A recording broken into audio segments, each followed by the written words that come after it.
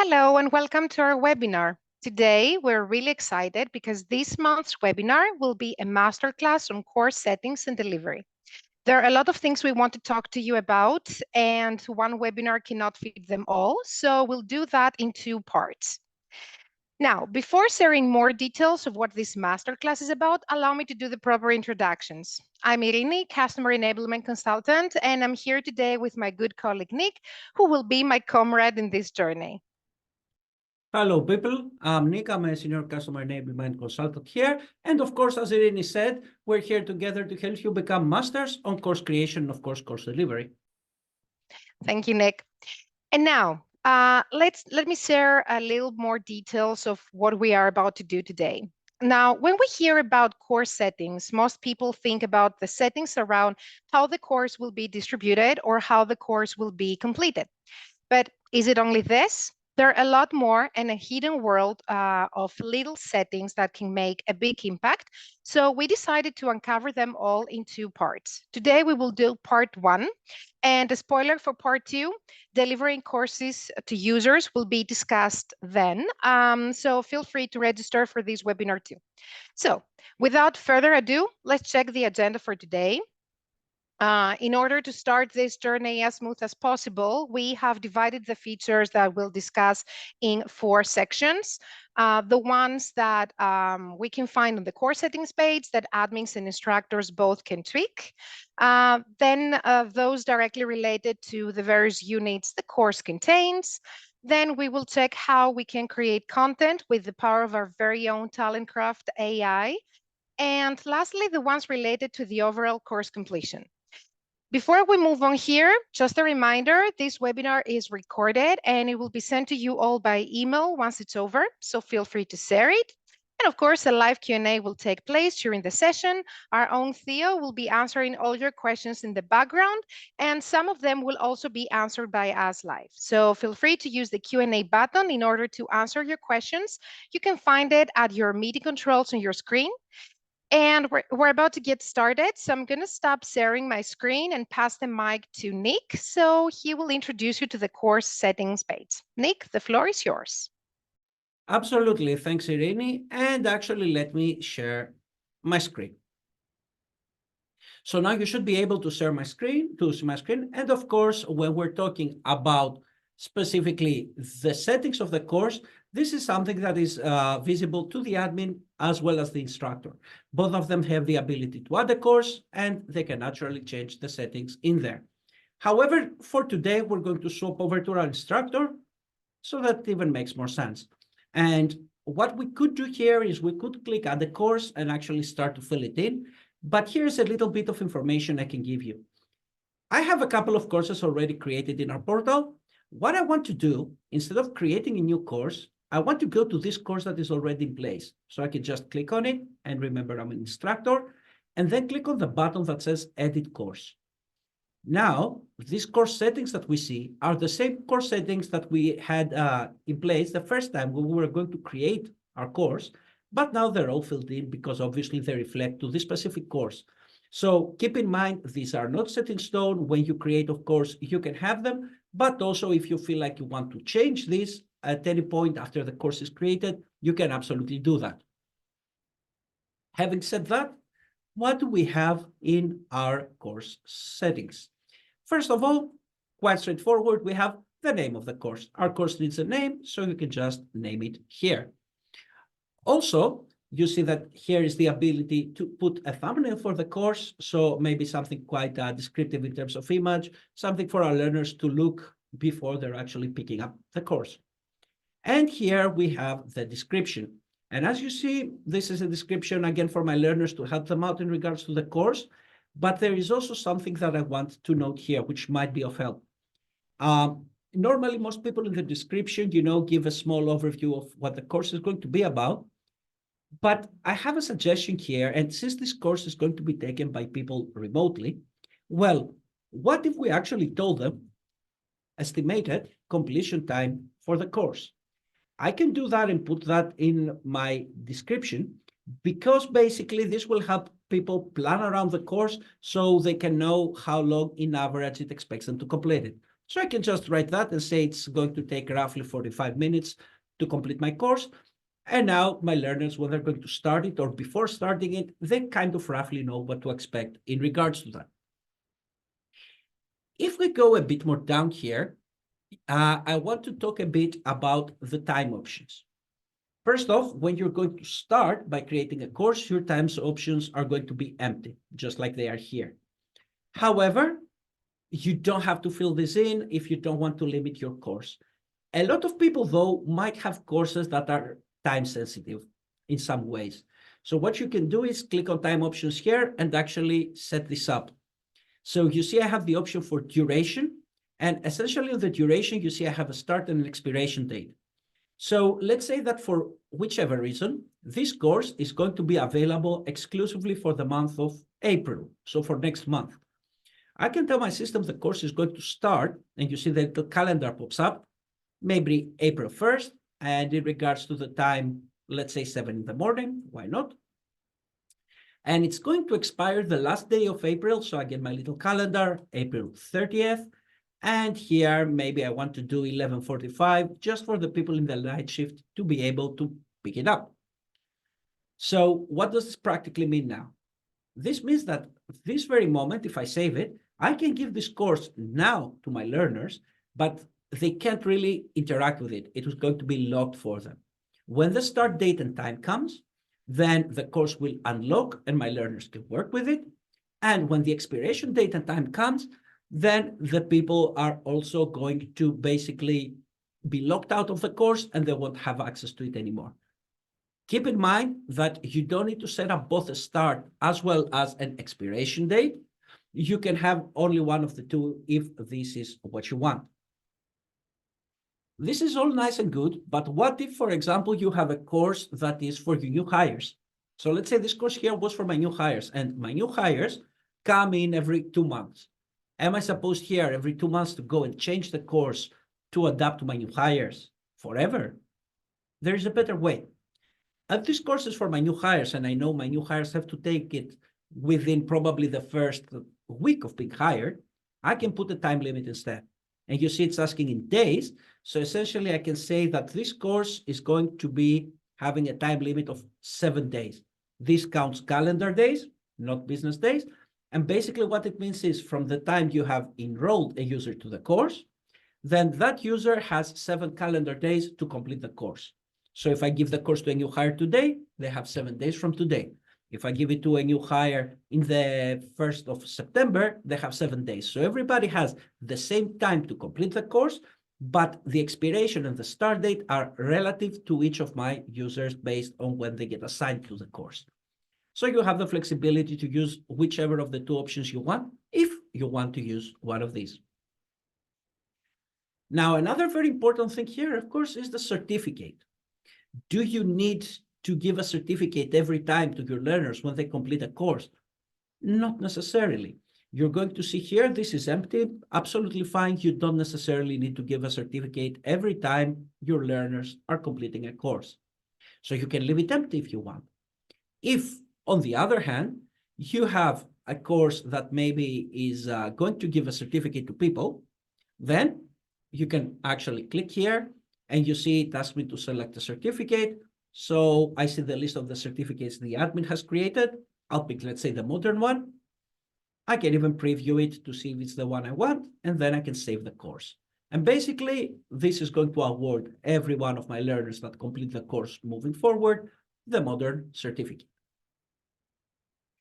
Having said that, there is one more feature I want to show you, which is generally very underutilized when it comes to courses.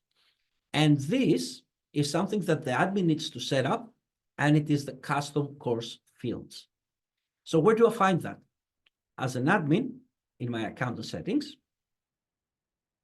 in my basic settings, which is the first option that pops up when you open account and settings, I'll go all the way down, and here I have the custom course fields. You see I don't have any number or something next to it, which means it is currently empty. So what if I want to actually create one? I'm going to expand it and I can click on add field. So before I fill it in, what is a custom course field? A custom course field is a way for me to add additional information to my course. For example, do you remember before when we said that maybe it's a good idea to write in the description of the course how long it's going to take? Well, instead of writing it on the description, I could create a field for that. So I'm going to call this estimated course completion, exactly like I did on the course itself. And then I get to decide what type of data I'm going to have here. Maybe I want a checkbox. That could apply, for example, if you wanted to let your people know if this is a course that is a webinar or not, or maybe a date, or maybe a drop-down menu. And actually, you know what? Let's do a drop-down menu and we'll put the usual times our courses take. So maybe this course is 30 minutes. And I'm just typing it here. I'm going to hit enter. And this is one choice. I can also do 45 minutes. You see, I'm just typing it, hitting enter, and basically I'm creating a list of options. And let's say it's also 60 minutes. If you want, of course, you can move this around, change the time, whatever you want. So now I created the dropdown, a list of 3 items, and my instructor, when they create a course, they can go and pick whichever of these they want. I want to have this visible to my learners, so I'm going to check the checkbox. And I also want to have it visible on reports because I'm getting this information anyway. Probably there is some point in which I want to correlate that. Last, you can choose to make it mandatory or not. That's entirely your choice. I'm not going to make it mandatory, so it doesn't need to be filled in for every course. And you can target where you're going to ask this question. If I leave this empty, so I don't check this box, then basically I'm asking for every course in my platform, their estimated course completion. If I want to target it to one of my branches, I can check on that, and then say I want to ask in my Spanish branch and my Canadian branch. So I have these 2 branches, and basically only courses that are created on these 2 branches are going to be having this drop down here of the custom course field. In my case, I don't need to do it. I want to ask everybody. I will click on add field. You see it is added, and I will click on save. And now it is saved. So if I become an instructor once more, and I go to the course that I have already created, the one I was showing you before, and click on edit, now you will see the custom course fields I created. And because indeed I created the drop-down list, I see the option, I can put it here. And actually, you know what, let's save the course as well. So now it is going to be here, and it's going to be visible for my learners as well when they're going to take the course. With that, I think this is covering the first part of the things I wanted to talk about. Irini, do we have any questions from the people? Definitely we have. So I'm starting right away with a question from John about the users that have completed a course. Are they also affected when a course expires? Very nice question, John. So indeed, I mentioned before that in the options here, in the time options, that if I put an expiration date, everybody loses access to the course. This is true. However, if I check this little checkbox here, retain access for users who have completed the course, basically this means that when my learner completes the course within the allotted time frame, then they can keep access to the course even past the expiration date, so they can have it as a reference material if this is what I want to do. And this applies to the duration and the time limit as well. Do we have another, Irene? Yes, another one coming from Andrew. If I add an intro video, do I get to know who has watched it? Intro video, you see in my course here, I do have an intro video. The intro video is going to come together with the description. So let me show you how that looks for my learner. If I swap over to learner, and I look exactly at the same course, you're going to see here's my description. Here's the intro video. Also, here's my custom course field that I created, so I can also see it here because I made this visible to my learners. Now, indeed, I have added here a preview video essentially for the people, an introductory video. The thing is, from here, you cannot basically have any metrics in regards to whether the people are going to watch it or not. Why? Because also here, it's not mandatory for them to watch it. It's just something that is a small description maybe of the course or something you want to show them, but nobody's forcing the learner to go and watch the video. They can just click start or resume the course and pick up where they left off, and they can even skip the video if they want. So yes, you can use an intro video, But if you use it, it's not going to be something that is measurable. If you want to measure the people that watch the video, then you have to add it as a content from here. You click on add, and actually you can add a video here inside the course. Like I already have a video here, as you see. This is going to actually give you metrics, who watched it, who didn't watch it, and you will know exactly what's happening. Nick, by showing us the course info page, you just answered the question coming from Jessica, which would say, can you show what it looks like for the user when they see the description and estimated time for course completion? So thank you for that. Two answers in one. So going into the last question that I have for you is from Lisa. Can I set up a course for my learners to retake annually? Ooh, this is very nice. This is a very nice question, Lisa. And yes, you can do it. And it's something which is kind of a trend in the industry, having repeatable courses. Usually comes down to things like compliance or HR policies or cybersecurity. And usually these courses are retaken annually as well. So if this course was to be retaken annually, what could I do? This has to do with your certificate, because if you think about it, what you do is you give your learners a certificate, and then they have to retake the course to get recertified next year. So I would need to give my certificate a course, to give my course a certificate, and then normally you see I have the ability to set its duration. Almost always you want it to be forever. But if this course is a repeatable course, like you're asking, instead of forever, I'll set it to expire in 1 year. So essentially, you're getting a certificate and it's good for a year from the date of acquisition. And then what I can do is I can check also this little box, reassign course to user, let's say on certificate expiration, or maybe we'll do 1 week before certificate expiration just to be proactive. So the way I set it up now, if I actually saved it, what would happen? Let's say I complete the course today, which is March 12th, 2024. My certificate is good for a year, which means it's going to expire March 12th, 2025, a year from now, because I completed it today.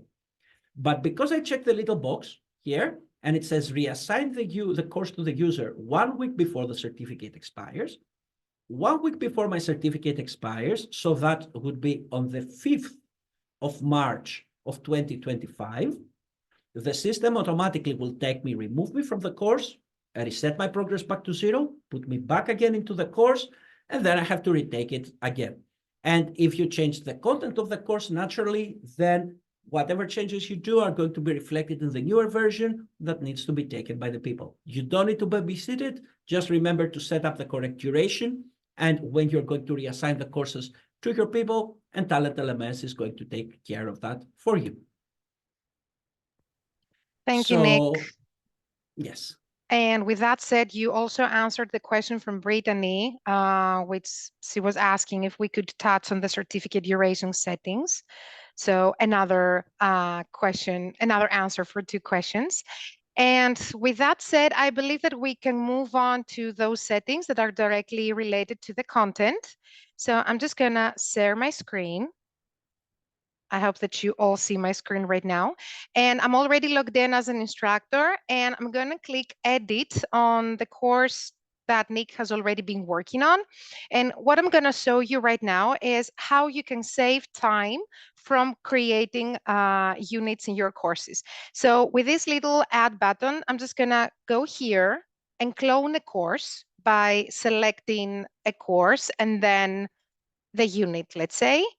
And the next thing that I'm going to do is click on the link functionality here so I can link a unit from another course and also explain the difference between those two. So as you can see here, I have my cloned unit and my linked unit. Now, this is a method that we can use if we have content that we can recycle in TalentLMS. So instead of creating that from the beginning, we can simply clone or link. The difference between those two is that when you clone something, you basically create a replica of that unit. It's a unit that you can edit without affecting the original one. That's why the edit button is here. And of course, all the setup is available there for you to change. Now, when you link something, on the other hand, you create a unit that depends on the original one. The benefit of having linked units is that when you edit the original unit, all the linked units will be updated with just one click. That's why the edit button is not here for you to change anything on the linked unit. So depending your use case, you can either create replicas or units that are linked. Now, another thing that is also worth mentioning here is that when you create a unit, you have the option to select the completion method. So we have the checkboxes. Usually this is a method that we follow, but I would like to talk about this with a question. Now, from here, you can add a question in this unit that will work as, let's say, a point where we will draw the attention to the user and ensure that they can indeed move on and they have understood, let's say, the material here. So I'm just going to click test, let's say, in this unit, and I'm just going to go with this question and click save and view. Okay, and let me just add another test here so I can show you really quick where that question is located. So it's here under the content that we have uploaded. And of course, the learner will need to answer correctly in order to move on. If they don't, they will need to try again and again until they get the correct answer, and then they can move on to the next units. Now, speaking of questions, we're going to discuss a little bit about the tests. It's a really popular method to evaluate the users, and there's a great benefit on that because they get the results right away and the evaluation is being done from the system. I'm just going to use an existing test, and I'm just going to click edit. And one thing we can do to save time from creating questions from the beginning, which this is something that we can do from here, is go with this option, so questions from all courses. If we click that, we have access to all the questions that we have used already in TalentLMS. And of course, we can simply click the add button and start adding questions from other tests in the current test and enhance the content and also save time. But what if you want to create, instead of single questions, a pool of questions where the system will pull out a number of questions that you have selected randomly for each user? Well, for this, you can go here and create a randomized question. I'm just going to click and give this random question a name. So I'm just going to call that random number 1. And then I'm just going to start adding the questions one by one like this in this pool of questions. I just selected 5 here and all the way down to save. Now, automatically, this question is now added in my test. And the next thing I need to do is select how many questions will be pulled out every time from this pool. So let's go with number 3. And as you can see, 3 questions will be pulled out every time for my learners. Last but not least, when it comes into tests, the test options here. Of course, you can randomize questions and answers. This is a really popular method in order to ensure that the learners will not copy the answers. And of course, if I go a little bit down, the repetitions, if you want to allow repetitions to your tests, just check here, select if they will apply if the test is not passed or always. And you can also set up the maximum number of attempts, so you can give another chance to your learners if they fail your test. So by selecting it, you just type how many attempts a user is allowed to do. Let's say 5. And of course, by clicking this button here, you can control the delay between the attempts in case you want to give some extra time to your learners to, have a little bit of time to take a breath and reconsider the answers before they get another attempt. And that's it from my end when it comes into units and settings related to units. So Nick, do you have any questions for me? Oh, yes, I actually see a lot of questions here in the chat. So let's see here. I have a question from Eddie. And Eddie is saying, is there a way to give other instructors access to my content, but prevent them from making any changes? Well, that's a really interesting question, Eddie, and thank you for asking this. As you already know, when we add other instructors to our courses, we're basically giving them edit rights and they can affect everything. But if you want to secure, let's say, the content, but you don't mind the instructors changing, let's say, the rules on path or the users in the progress, but it's the content itself that you want to secure, all you have to do is click here in these three dots and click the log course content. Now the course is being logged as we are notified here. We have this little padlock showing up, and then the instructors are not able to affect your content. You can see that the add and the reordered button is grayed out. And of course, if I hover on my units, I cannot do any edits or move them around or create any sections. Of course, if you want to restore that, go again with the three dots and unlock the course content, simple as that. Any other question, Nick? Yes, we have one from Theo. I hope you're not our Theo. And they're asking here, are all units accessible from the mobile application?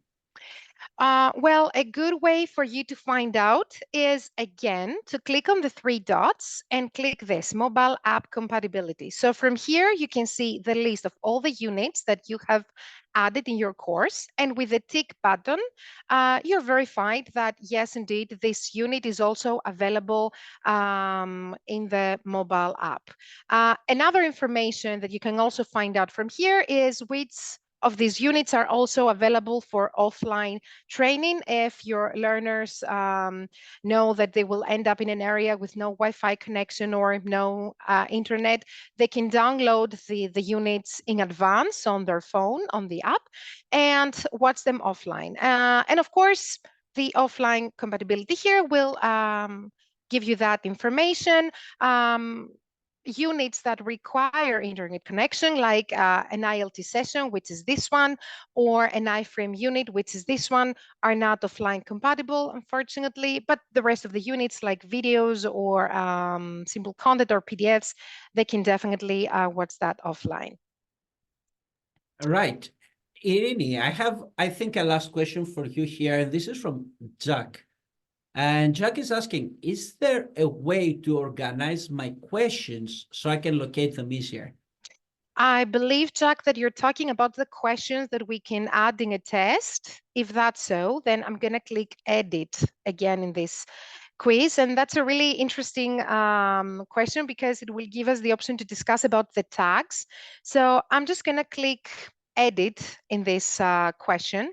And the tags can be found here. So the tags are basically labels that you can add on your questions to organize, of course, your base, and also work as filters so you can locate them easier. So click here and add your tag. I've seen a grammar tag, so I'm just gonna select the existing tag already, but you can definitely create new tags.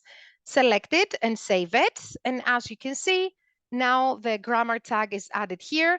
And in order to filter the questions easier, if you click solve questions from all courses and click on the tag, it will group together these questions that fall under this label, and it's easier for you to pick what you're looking for.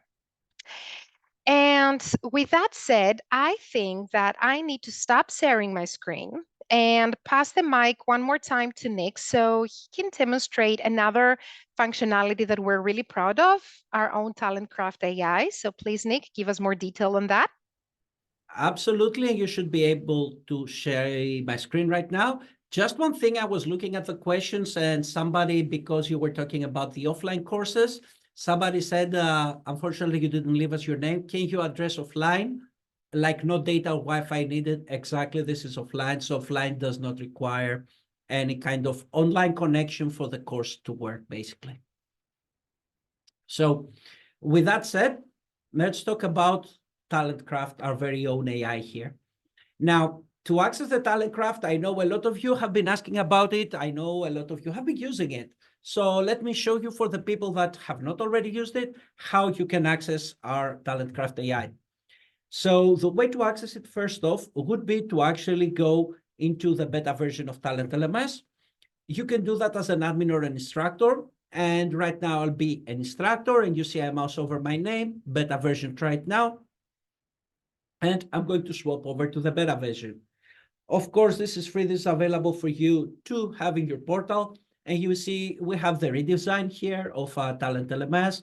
Still not everything in terms of functionality is available, but one of the things that is very new and very exciting is our TalentCraft AI. So how can I leverage this? I will go into my courses, and actually I will search for the course we were just showing you before together with Irini. So this is the course. And now I want to be able to use the AI to create content for me. So I'm going to add TalentCraft. You see it's also labeled as new. And here I do have the option for TalentCraft to create a couple of different things for me. I can use a template, and you see there's different templates available, and you can click on whichever you want and maybe click on it, and then you can make it your own. Or you can start from scratch, and you will have the toolbar at the bottom of your screen, and then you can add different sections to make your content. But honestly, what I really want to show you today is the capabilities for AI generation. So I'm going to click here, Generate with AI. And you see, I have a blank page, and actually I have the system prompting me create a page about. So this actual course that we have here was about engaging remote teams. So maybe I want to tell here my AI that I want you to create a page about managing a project when the team is fully remote, for example. By the way, here with AI, the more descriptive you are, the better it is. So I try to give kind of a more narrowed down description. I'll click on Start Creating. And this is something that happens real time. As you see, the AI is going to start generating the content for me. Now, again, while it does that, I want to let you know, you can be specific. A lot of people think that working with the AI is something that, it's very hard because how are you going to narrow down? You need to ask more general questions to get more generic answers. That is not the case. With AI, the more focused your question is going to be, then actually the better it's going to be, the more targeted your reply is going to be, better overall for you to work with. So as you see, it started creating a couple of different things for me. I have an introduction. I have a paragraph here. It has made little tabs for me with extra information. Communication in remote teams, it gave me very more content here. It has a quote for George Bernard Shaw, also a little flow chart, a mini quiz. So you see it's giving me an accordion. So it's giving me a lot of different content already. Now, let's start off with the actual content itself, and then I'm going to talk to you through for the images. So here it's just giving me a paragraph of content. Absolutely fine. Maybe I don't want a paragraph. I'll swap here where it says paragraph, and basically I'm going to change it paragraph with a heading if I want a heading or a subheading, or maybe I want it to be 2 columns or full width. So a notice, a motivation quote. So basically you can choose what type of look you're going to have for this specific part. In addition to that, you can actually edit fully the text in here. So for example, it says, however, you know what? I like however, but I want to make it bold. So I just select it. I press on bold. There you go. It's bold. And I like this sentence here. I'm just going to hit enter to make it go maybe a bit more down. And a lot of things you can do. I can tell my AI. So I pick the sentence that I want, click on the AI and tell it, you know what? I want you to make this a bit longer. So it's basically going to rewrite just that part. And of course, if I want, I can stop it at any point in time. It did actually make it bigger. Maybe I like this, but I want to change the tone. Again, I select it, I click on AI, and I can change the tone to a different tone if I want. Or maybe I want to translate it. So let's say I want this specific part just to be in French. And again, you see it's going straight away to translate it in French. So you have a lot of capabilities in terms of editing. Another thing you can do is tell your system, I want all of this, and I'm going to click on AI. So I selected a bunch of text. I'm going to click on AI, and I can tell it, create a question for me. And it's going to read the content, understand it, and create a question. So you have a lot of options to actually create fresh and new content in your courses. Also, you see I have a picture here. The AI is going to try and create pictures for me based on my topic. So I told it how we can, basically do remote project management, and it tried to find something relevant for me. Maybe I like it, maybe I don't. So I could click here and see the AI has actually 4 alternatives for me. So maybe I like this one, or this one, or this one. So I can pick, let's say I like this one. But I want to see maybe a bit more of this person who is here on top, reposition, and I can just grab it and move it around. Maybe, I actually prefer that. And I'll click on apply. Again, for the images, you have options in terms of appearance.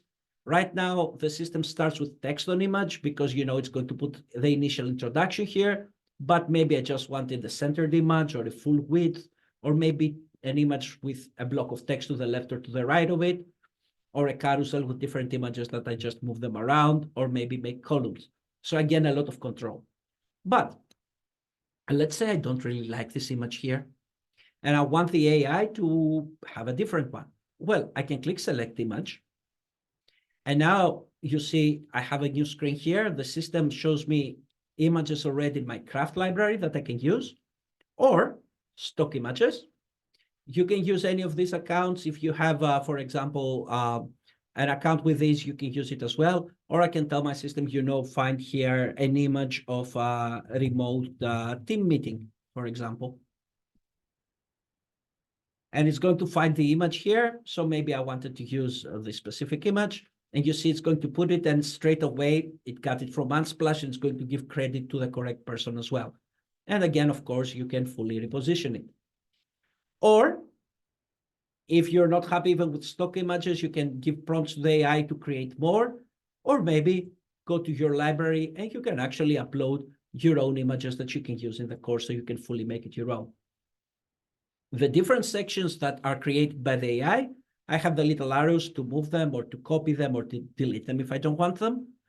And even in cases like this, where it created the tabs for me here, super nice. Maybe I don't like the tabs as a look. I can do an accordion, which is this big list that basically I can expand individually. So again, different types of information that you can create. And it even created the flowchart for me. And for example, I can click here, start, and look at the different options. Made a test, which I can absolutely edit. I can change the wording in the questions. I can change the wording in the answers. Maybe I can tell it that this is the correct question as well, not only this one. I can give feedback. And also, maybe I don't like multiple choice. I can do match the pairs or fill the gaps. So you have a lot of tools available, right? And it's giving me a conclusion. It's giving me here a couple of different images as well for me to use. But if you want to do more, you can use the little tools at the bottom and actually add, an images, a list. You can add a video if you want, a chart, a lot of different content types. Let's say right now I'm happy with this course. I'm going to publish it. And you see it tells me it has been published successfully. So now it should belong in this course here. I am ready. I'll leave the beta version and I'll go back to the live version of TalentLMS. Here I am on the live version, back to the same course. And actually, here's the TalentCraft unit I created.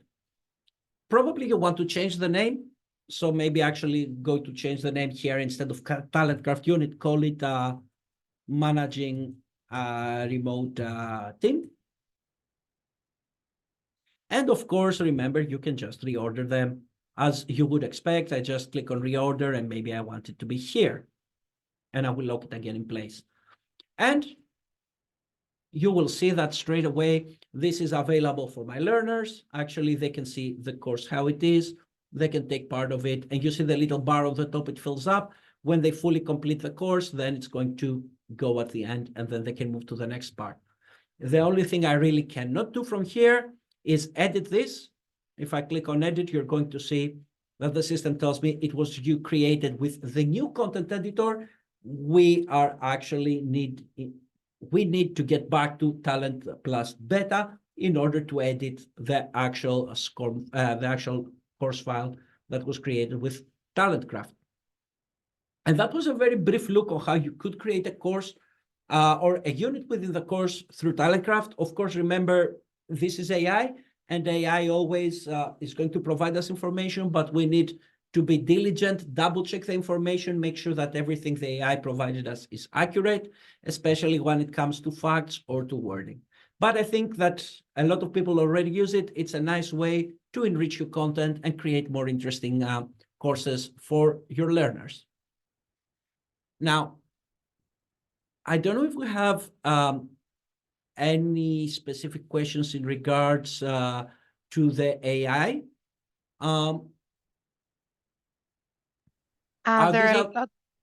Sorry, there are a lot of questions actually, and Theo's doing a great work answering them all. Most of them are business specific. So in this case, you can always send us an email to success@talentlms.com. So we will get back to you according to your use case. But before we get into the final Q&A, I believe we can definitely get into the last part of this webinar. I'm talking about the settings that are responsible for the overall course completion, and then we will definitely get back into your questions. So I'm just gonna share my screen. And I've already logged in again as an instructor, and again, I'm gonna use the course that Nick has been demonstrating so far. So I'm talking about the rules and path. This is where you can find the group of settings that are responsible for the overall course completion. And I'm going to start with the units here. So from here, you can select if the units will be completed sequentially or in any order, in case you want to give a little bit of flexibility to your learners. The default option is the sequential, of course, since completing the units in order will allow you to keep everything on track and also enhance the consistency. Moving on a little bit further down, the course is completed when? By default, all units should be completed, but it's not going to be that use case every time. So in cases where you have, let's say, optional and mandatory units, then you can select this option from here. Selected units are completed, and start adding the mandatory units. And the mandatory units will be responsible for the course completion, of course.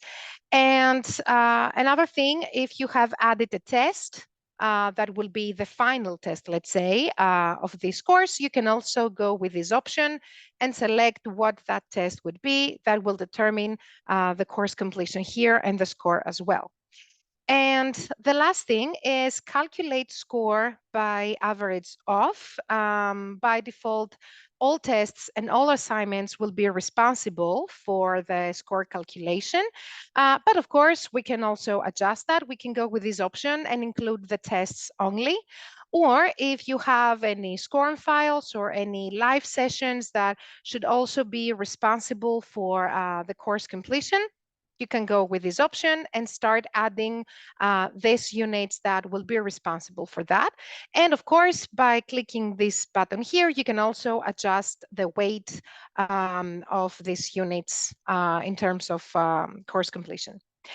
So I'm just going to click save. Now, all this information are shared with the learners from the course info page. And since I'm talking about sharing with our learners, apart from information, you can also share files with them.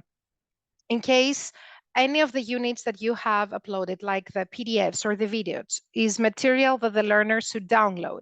Or if you want to share with your learners any takeaway material, what you can do is click here on the files. If you have already shared this material as a unit, if you have already uploaded it as a unit, just make sure that you will click this plus button here, or you can drop any file you want in this area, just randomly drop an image. So all you have to do is just click the plus icon, and these files are available to download from the course info page or from the course itself. So if I go back and view this course as a learner, you can see that I can download the file from here. But if I go back, this is the course info page. And of course, from here, you can see all the information that also Nick has set up at the beginning, like the description, the intro video, the custom course field is also here, the list of content that I need to complete, the files that I can download, and any completion rules that this course has. And with that said, I think that it's time to go for our Q&A. And Nick, are you ready for it? Oh, yes, I've seen a lot of questions, actually. Let me share my screen really quick. In the meantime, let me ask you your very own first question. It comes from Haley, and it says, if a course expires after a year, is there a way to save previous certificates? The answer is a bit tricky here. So if you have a course that is going to expire, obviously, if somebody is going to retake it, then the certificates are going to be replaced by the new certificate issued over there. So let's say, for example, you wanted to save for compliance probably reasons. I see your question as well now, Haley. So indeed, for compliance, you wanted to save that. Then yes, you could go individually to each person, download their relevant certificate, and then you could store them. Also, keep in mind that as an admin, not as an instructor, you could go into whoever user you want. So let's say we have Abe here, who's just a learner. And actually, you can go into that person and attach specific files to them. So if you wanted, you could even download their previous completions, save them in their account, and then they would be here in terms of compliance. And even if you had some kind of external audit or something like that, you could show the auditor, hey, you see, Abe has completed this course. There's the certificate, this one, and everything is up on their profile. As an alternative, you can on your certificate have the old date that the certificate is issued. So this is going to stay as the initial date that it was issued, and then you have the fresh expiration date every time. So if you see a certificate spanning 3 years, then obviously this person has taken the course 3 years in a row. Hope that makes sense. Thank you, Nick. Now, before I get you into the TalentCraft AI questions, can you give us a reminder of how to clone a course? This is a question coming from Leanne. Oh, yes, absolutely. So to clone a course, you will see that as an instructor, I cannot really clone the course. I can edit it, but I cannot really clone it. So it's an admin feature. So I swap over to admin. I'll go to the courses, and you're going to see that I can actually clone this course right here.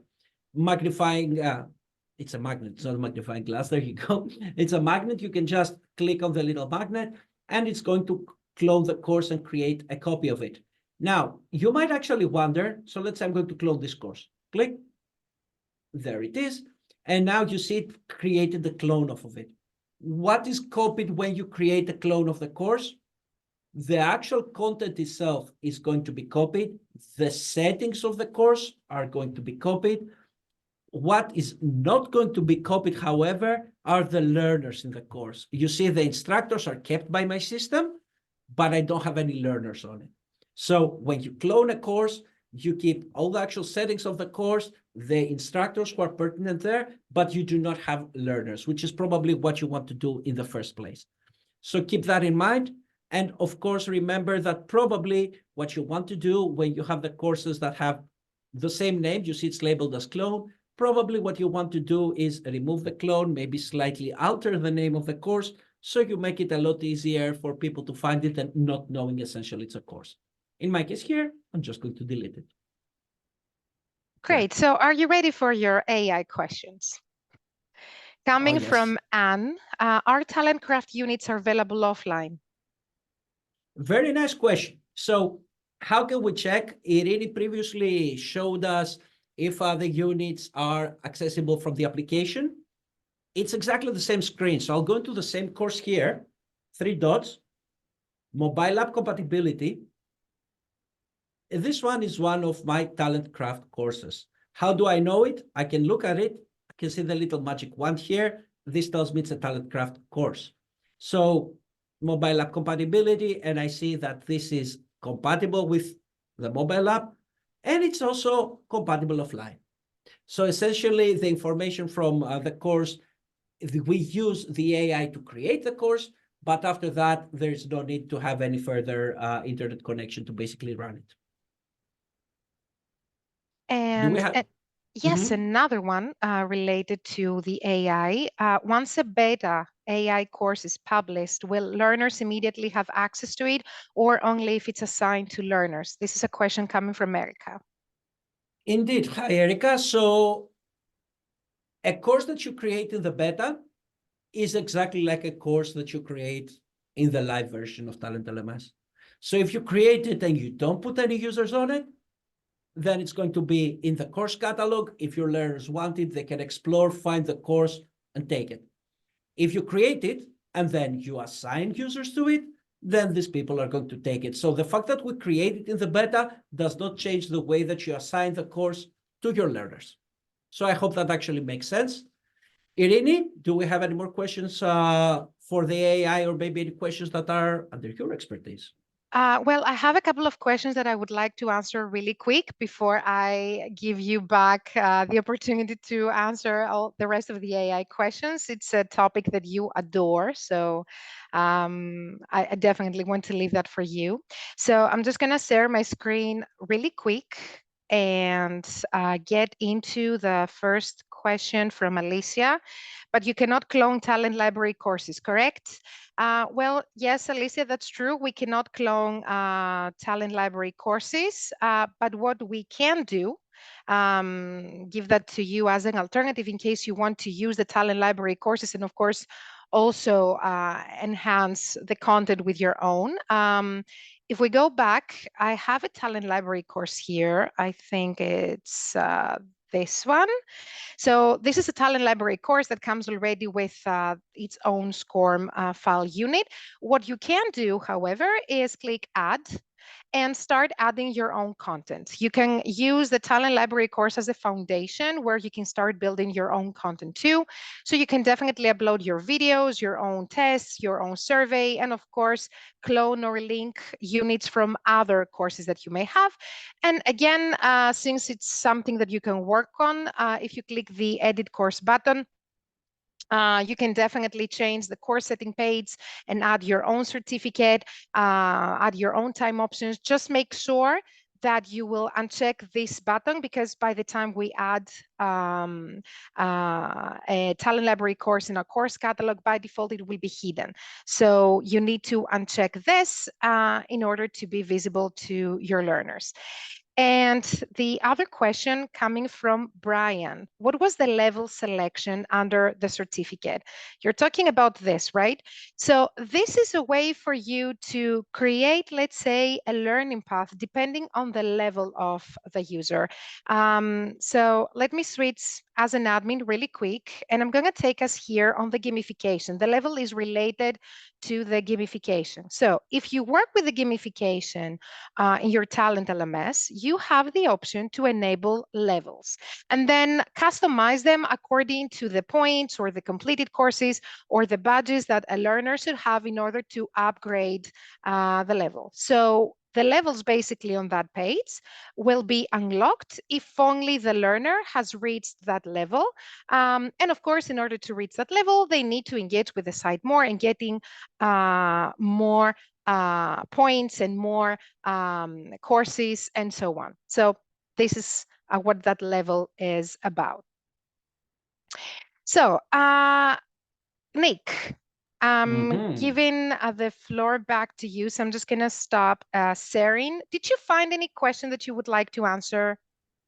Well, always people want to know more about AI. So I do have a questions more about the AI. Let me have a look because I found them, I marked them, and your question's still going. So I'm really happy you're interested in here. I have one for you coming from Amy. Yeah. Please show me again how to add talent craft so I can use the AI features. Completely fair because I showed it kind of fast. So all you have to do as an admin or an instructor, you mouse over your name, you click try it now for the beta version, and you're going to swap over to the beta version, right? And then you need to go into a course to add there the TalentCraft unit. I can go into this course which we have been using today. So that's the course, edit course. And now I want to go in here and actually add our TalentCraft unit. So add TalentCraft. And I recommend you actually start with the middle option, generate with AI.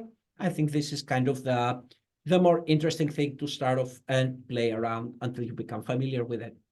So basically, that's the way to create the course. You enable your beta, and then you go into an already existing course, and from there, you're going to add a TalentCraft unit in it. I also see a question from Wolf. I'm sorry if I don't pronounce your name correctly. Can AI translate existing, not TalentCraft created courses into another language? Yes and no. So straight away, no, it cannot. I cannot, for example, go and have a text document, give it to TalentCraft and tell it, hey, translate it for me. There is a workaround, though, with which you can basically go into the TalentCraft and basically copy-paste the text that you wanted and then ask it to translate it for you in a different language. It is a lot of steps, but it is doable. Again, though, translation with AI needs a lot of attention because translation by definition has a lot of nuance built into it. So probably you can do it like that, go into there, open a document, and then copy paste the information you want and ask it to translate. But it's not going to be in a streamlined way right now, at least. But I completely understand the question. I also know other people asked the same question. So maybe this is something our devs might want to consider in the future. And I think that is your questions, right? Yes, I think that's a wrap. Let me just share my screen really quick. That's a wrap, and thank you all for joining today. As mentioned at the beginning, part 2 is coming, where we'll focus on course delivery. So we hope to see you all there. And I do feel that you will have more questions, especially AI related. It's the hot topic of the day. So please send us an email to success@talentlms.com. And for all the attendees that we didn't manage to answer all your questions, please send us an email to success@talentlms.com so we will get back to you. And of course, we're very excited to see your comments too. So feel free to do so by following the link that Theo will post right now in the chat. And again, thank you all for joining. Thank you, Nick. And thank you, Theo, for being in the background, answering all the questions for us. Thanks from me as well for all of you for being here and listening to us talk. I hope we answered your questions. I hope you helped you better in regards to setting up your course. And as we said, we'll see you on part 2. So stay tuned. Bye.